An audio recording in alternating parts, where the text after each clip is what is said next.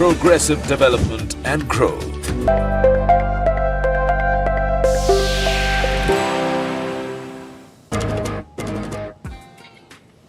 Live from New Delhi, you're watching DD India Live, India's voice to the world. I'm Siddharth Bhardwaj. Coming up in the next 30 minutes. In Moscow attack, Russia court charges 4 men with act of terrorism. Over 137 people killed and over 150 injured in Friday attack. India's External Affairs Minister S. Jaishankar speaks to his Russian counterpart, reaffirms India's resolution to continue fighting terrorism in all its manifestations together with Russia.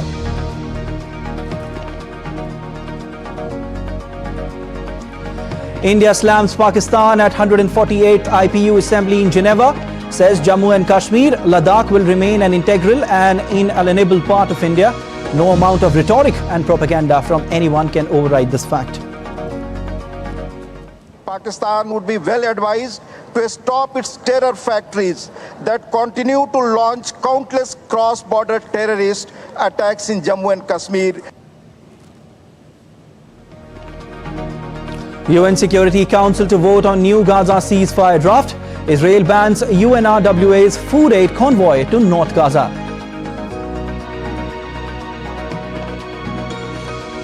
The Festival of Colors, Holi, is being celebrated worldwide with diverse cultural integrations, symbolizing the victory of good over evil and encouraging harmony.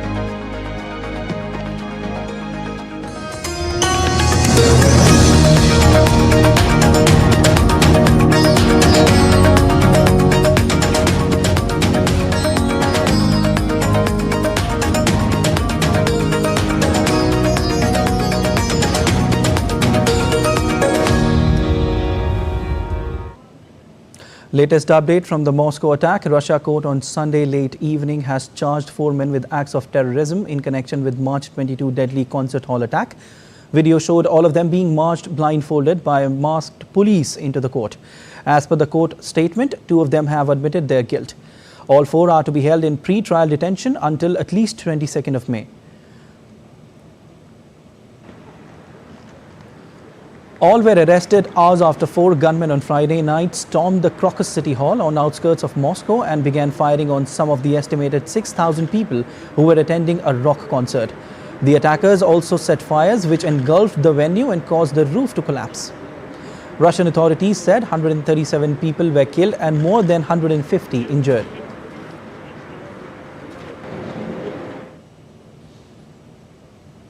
Russia on Sunday lowered its national flag on top of the Kremlin to half-mast as the country mourns victims that were killed in terrorist attack at a concert hall in northwestern Moscow Oblast on Friday. The Red Square remains closed as Russian authorities shut down all access points to this iconic landmark in Moscow following the attack.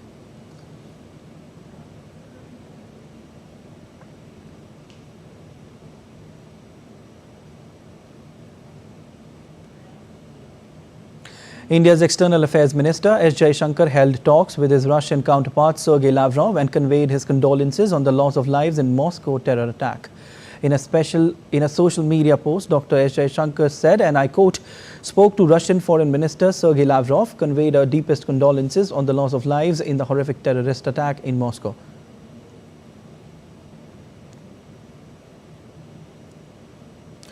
Interacting with the Indian community in Singapore, Dr. Jaishankar reaffirmed India's resolution to continue fighting terrorism in all its manifestations together with Russia. That Russia is a country with which we have always had a positive relationship. Both India and Russia have taken that extra care to look after each other's interests. So I think we should have that confidence as we go forward. India's External Affairs Minister Dr. S. Jaishankar met Singapore Minister of Trade and Industry Gan Kim Yong. Discussions were held on trade, semiconductors, space, green energy, supply chains and defense sector. Dr. S. Jaishankar is on a 3-day visit to Singapore with an aim to take forward the ties between the two nations. EAM also met Singapore's Senior Minister and Coordinating Minister for National Security Teo Chee Hean. Both the leaders discussed the transformational changes in India and the opportunities they offer for a partnership. The two ministers also exchanged perspectives on regional and global issues.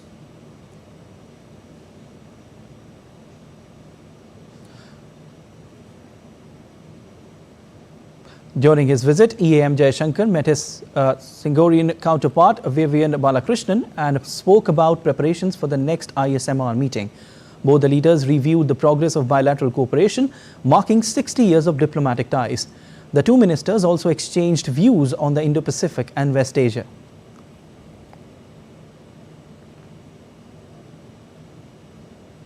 The UN Security Council is set to vote on a resolution on Monday demanding a humanitarian ceasefire in Gaza during the Muslim holy month of Ramadan. Well, the resolution put forward by the 10 elected council members is backed by Russia and China, who vetoed a US-sponsored resolution on Friday that supported an immediate and sustained ceasefire in the Israel-Hamas conflict in Gaza. The 22-nation Arab group at the UN issued a statement Friday night appealing to all 15 council members to act with unity and urgency and vote for the resolution to halt the bloodshed, preserve human lives and avert further human suffering and destruction. Since the conflict broke out on October 7, the Security Council has adopted 2 resolutions on the worsening humanitarian situation in Gaza, but none has called for a ceasefire. The head of the UN Palestinian Refugee Agency, UNRWA, said on Sunday, Israel had informed the UN that it will no longer approve the UNRWA food convoys to the north of Gaza. UNRWA chief Philippine Lazzarini, in a social media post, said, "This is outrageous and makes it intentional to obstruct life-saving assistance during a man-made famine." He added, "These restrictions must be lifted." He warned that the move will speed up the coming of famine in the north of Gaza Strip and said that many more will die of hunger, dehydration.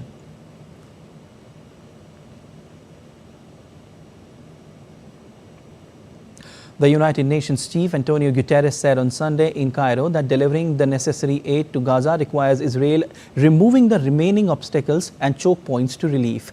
During a joint press conference with Egyptian Foreign Minister Sameh Shoukry, Guterres repeated his call for an immediate humanitarian ceasefire in Gaza. Guterres also warned of the impact the conflict in Gaza was having around the globe. Palestinians in Gaza desperately need what has been promised, a flood of aid. Not trickles, not drops. Some progress has been made, but much more needs to be done. Making that happen takes very practical steps. It requires Israel removing the remaining obstacles and choke points to relief. It requires more crossings and access points.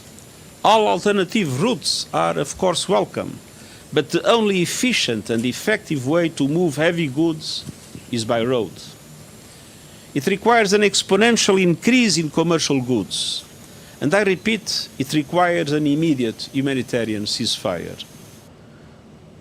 Guterres is visiting Egypt and Jordan as part of an annual Ramadan solidarity tour to Muslim countries and traveled on Saturday to Egypt's border with Gaza, where he called the backlog of aid destined for the Palestinian territory a moral outrage. Guterres said United Nations was working hard to sustain funding for its Agency for Palestinian Refugees, UNRWA, which he called the backbone for humanitarian aid inside Gaza.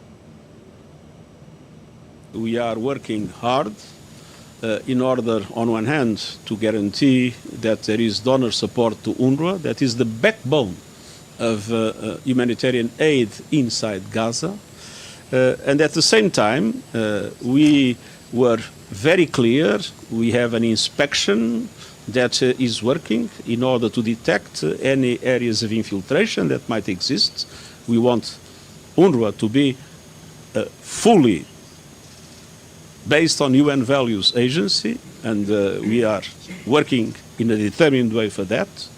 And on the other hand, we have a review that is being conducted in order to improve the capacity of UNRWA to fully respect those values.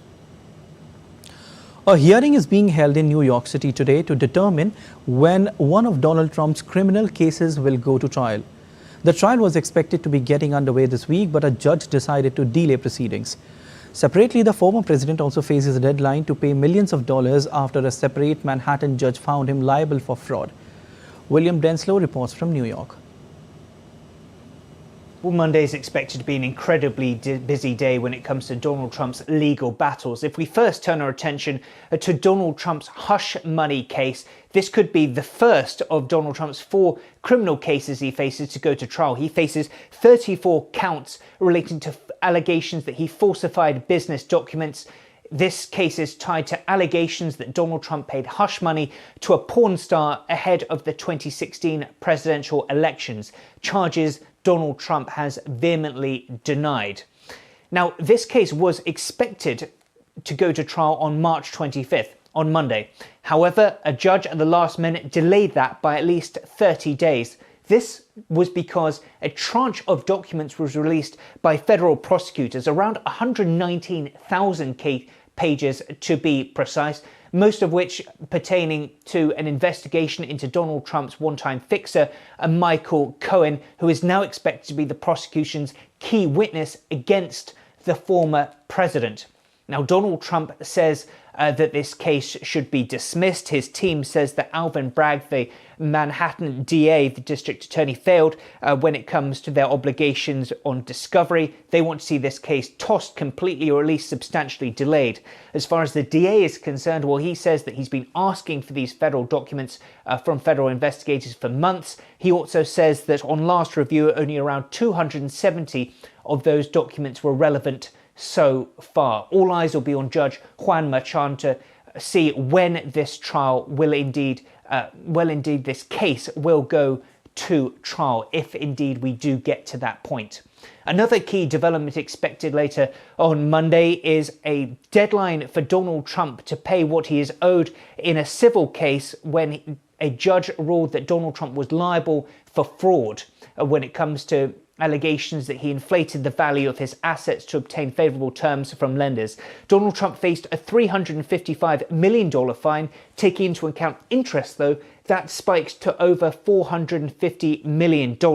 Donald Trump's team says that over 20 bond firms have rejected their advances, and essentially the question is how Donald Trump will pay for this fine.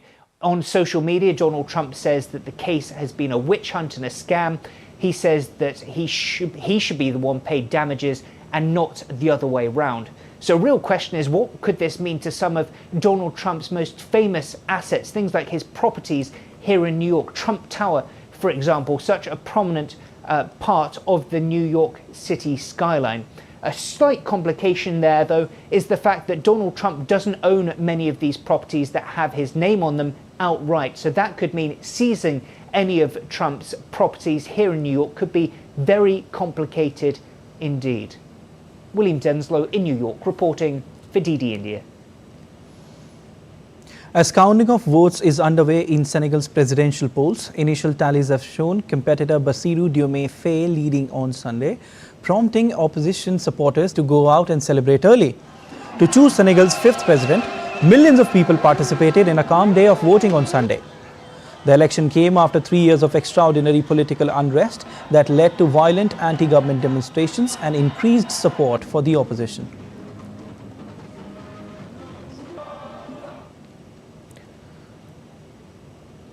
The Philippines Defense Secretary on Monday dared China to take its claims of sovereignty in the South China Sea to international arbitration.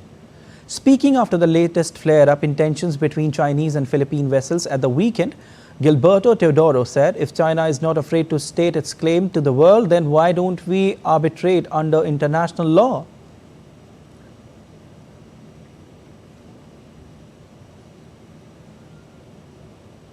All right, let's see what's happening around the world. France's government increased its security alert posture to the highest level Sunday after the deadly attack at a Russian concert hall and the Islamic State's claim of responsibility. French Prime Minister announced the decision in a post on X, saying authorities were taking into account the Islamic State's claim of responsibility for the Moscow attack and the threats of weighing on a country. France has repeatedly been hit by deadly Islamic State attacks, including the Bataclan Theatre massacre in 2015, in which extremists opened fire on concert goers and held hostages for hours. Now, 4 people got killed after a race car drifted off-road and hit spectators at a rally in northern Hungary on Sunday. At least 8 were injured. The reason for the crash is not yet known, police said in a statement. Now, with Easter around the corner, people across the world are participating in various events to celebrate the Christian holiday. An Easter-themed hat parade in Hong Kong saw people donning unique hats and marching to band music.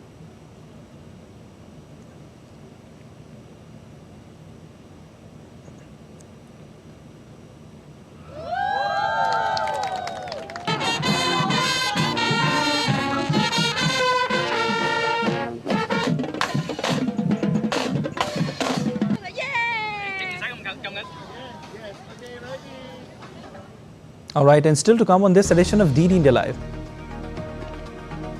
Poll fever grips India. Parties releasing their lists of candidates. We bring you report on country's geographical divide and elections. We show you how the festival of colours, Holi, is being celebrated across the world.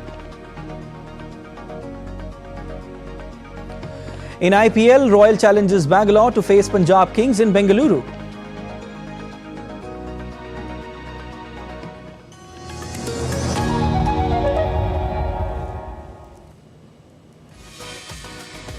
India that invents. India that innovates. India that excites. India that invites. Land of possibilities. Teeming with opportunities.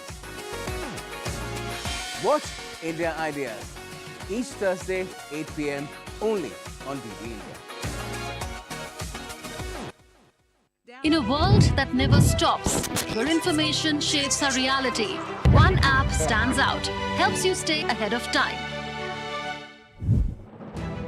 Introducing the DD India app, your gateway to a world of news right at your fingertips.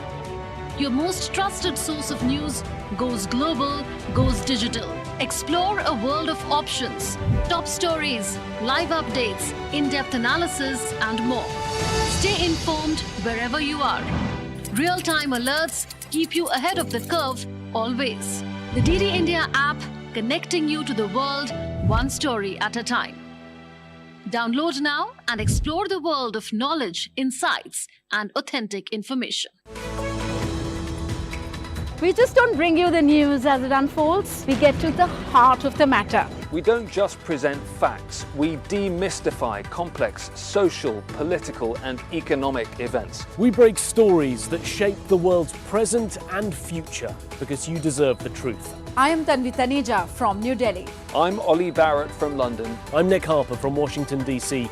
Join us on DD India Global Monday to Friday at these times.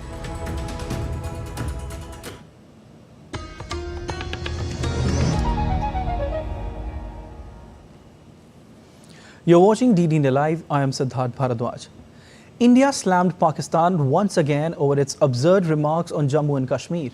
Speaking at the 148th session of the Inter-Parliamentary Union Assembly in Geneva, Deputy Chairman of Rajya Sabha Harivansh, representing India, emphasized India's status as the largest democracy in the world, a model that many countries aspire to emulate. He critiqued Pakistan's track record on democracy. Addressing Pakistan's claims on Jammu and Kashmir directly, Harivansh reaffirmed that the Union territories of Jammu and Kashmir and Ladakh are integral parts of India. He highlighted the futility of rhetoric and propaganda in changing this undeniable fact. I take the floor to reject the preposterous comments made by Pakistan against my country. Lectures by a country which has an abysmal track record of democracy is laughable, to say the least. It would have been better if Pakistan did not undermine the importance of a platform like IPU by such absurd allegations and false narratives. As regards the Union territories of Jammu and Kashmir and Ladakh, they have been and will always remain an integral and inalienable part of India. No amount of rhetoric and propaganda from anyone can override this fact. Instead, Pakistan would be well advised to stop its terror factories that continue to launch countless cross-border terrorist attacks in Jammu and Kashmir while farcically claiming to champion the cause of human rights. IPU members are well aware that Pakistan has an established history of harboring, aiding, and actively supporting terrorists. All right, let's get you the latest on what's happening in India in the run-up to the world's largest democratic election in India.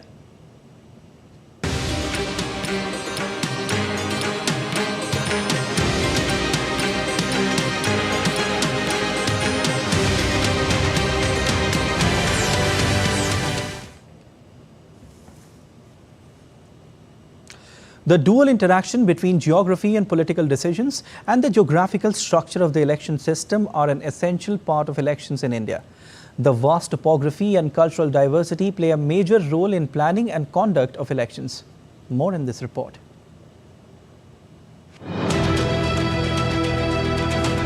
India, the largest democracy in the world. Apart from sheer number of voters, there are many other factors that make the planning and conduct of elections a huge challenge. Geographical diversity, climatic conditions, socio-cultural diversity are addressed in the meticulous planning for elections by the Election Commission of India. A high grade of professionalism, continued innovation, technological integrations, and strategic interventions come into play to ensure free, fair and credible elections in a country as vast and diverse as India.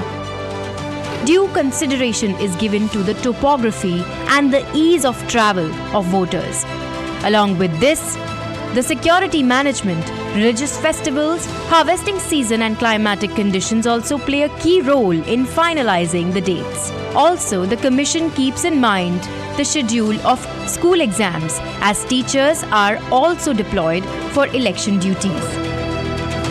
The Election Commission of India has developed a number of tools such as vulnerability mapping deals with preventing voters from being influenced wrongfully in relation to exercise their right to vote. ECI manages the polling station, infrastructure and accessibility of voters as well.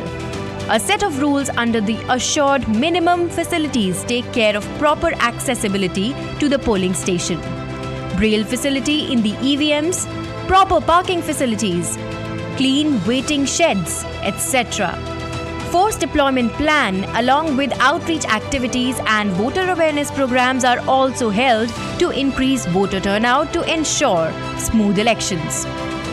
The main aim of this mega exercise is to cater to the constitutional mandate and the premise, no voter to be left behind. Bureau Report. Political parties released more names of the candidates for the upcoming general elections 2024. The Bharatiya Janata Party released its fifth list of 111 candidates for Lok Sabha elections on Sunday, while the NDA alliance partner JDU released its list of 15 candidates from Bihar, while Congress also released a list of 3 candidates on Sunday. Let's have a look at the major candidates who got the ticket and who all got dropped. Among the major candidates, BJP has fielded veteran actor Arun Govil from Uttar Pradesh's Meerut. He played the character of Lord Ram in Ramanand Sagar's Ramayan. Varun Gandhi was dropped from Pilibhit in Uttar Pradesh and allotted the seat to former Congress leader Jitin Prasad. Former Union Minister Maneka Gandhi has once again been fielded from Sultanpur in Uttar Pradesh. Uttar Pradesh, which sends the maximum number of MPs, 80, to Parliament, will vote in all 7 phases. From West Bengal, BJP has fielded Rekha Patra from Basirhat, who is a resident of Sandesh Khali. It was she who first raised the voice of the women of Sandesh Khali, and all 3 accused expelled TMC MLA, Sheikh Shahjahan, Shibu Hazra and Uttam Sardar are behind bars. At the same time, the party has given a ticket to former Judge Justice Abhijit Gangopadhyay, who recently retired from Calcutta High Court from Tamluk. On the other hand, the Trinamool Congress has dropped MP Nusrat Jahan from contesting in the Basirhat Lok Sabha seat amid the Sandesh Khali row. The party has fielded Nurul Islam in place of Nusrat Jahan. In Bihar, the party has fielded Union Ministers R.K. Singh from Ara, Nityanand Rai from Ujiarpur and Giriraj Singh from Begussarai. Former Union Minister Ravi Shankar Prasad from Patna Sahib, Rajiv Pratap Rudy from Saran, Radha Mohan Singh from Purvi Champaran and Ram Kripal Yadav from Patliputra also figure on the list. Major announcement came from Wayanad, where BJP fielded K. Surendran against Congress MP Rahul Gandhi in Kerala. In Odisha, BJP has fielded Dharmendra Pradhan from the Sambalpur seat, and Baijayan Jayapanda has been fielded from Kendrapara. Similarly, the party has fielded Aparajita Sarangi from Bhubneshwar, Jual Oram from Sundargarh, Sambit Patra from Puri, and Pratap Sarangi from Balasore. Dempo Industries Executive Director Pallavi Dempo is the first woman candidate in BJP's poll history in Goa, who will contest Lok Sabha elections on the party ticket from South Goa. In Karnataka, Jagdish Shettar will fight from Belgaum. The party has also dropped ex-Union Minister Anant Kumar Hegde from Uttar Kannada constituency. The BJP announced the names of 3 candidates in Jharkhand, including Sita Soren, former JMM MLA and sister-in-law of former Chief Minister Hemant Soren from Dumka constituency. BJP released its list of 6 Lok Sabha candidates contesting from Andhra Pradesh. Former Chief Minister of composite Andhra Pradesh, Nallari Kiran Kumar Reddy, will contest from Rajampet Lok Sabha seat. Former Congress MP and industrialist Naveen Jindal, who resigned from the Grand Old Party earlier in the day, will contest from the Kurukshetra constituency. The party also announced names for Himachal Pradesh, naming Bollywood actress Kangana Ranaut from Mandi and Rajiv Bhardwaj from Kangra. The parliamentary elections for the 543 constituencies will be conducted in 7 phases, commencing on April 19 and concluding on June 1. Vote counting is scheduled for June 4. Bureau reports, DD India. Holi, the color of festival, from the young to the young at heart. People of all ages embrace this festival by immersing themselves in a kaleidoscope of colors and dancing to the rhythm of their hearts.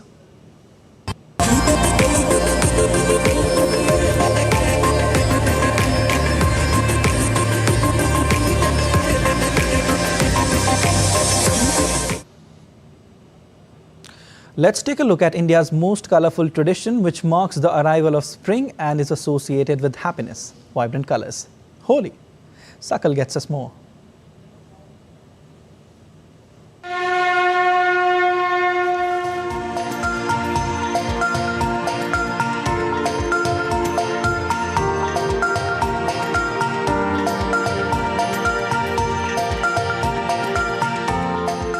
It's again that time of the year marked by riot of colours, vibrant splash of different hues and shades across the Indian subcontinent, the Holi festivities in India.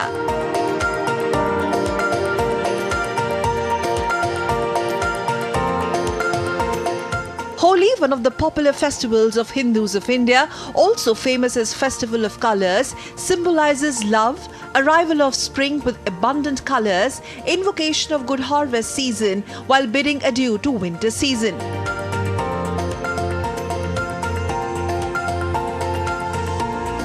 The legend signifies Holi as a celebration of eternal and divine love between Hindu deities Radha and Krishna. Additionally, the day signifies the triumph of good over evil as well.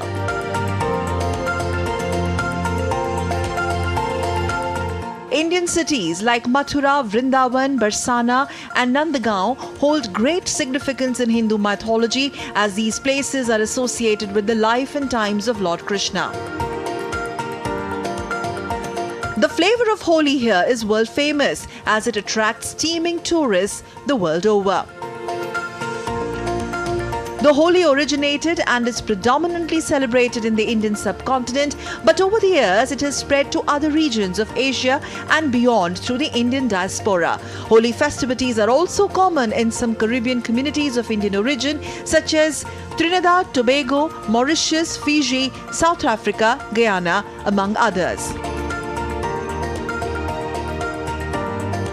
Cutting across the cultural spectrum and age groups in diverse democracy like India, Holi celebrations are also about fun banter, smearing special colour powder, traditionally called gulal or abir, on each other, and feasting on specially prepared Holi delicacies. Holi festival also has a religious tinge, symbolically signified by the legend of Holika. The night before Holi, bonfires are lit in a ceremony known as Holika Dahan or burning of Holika.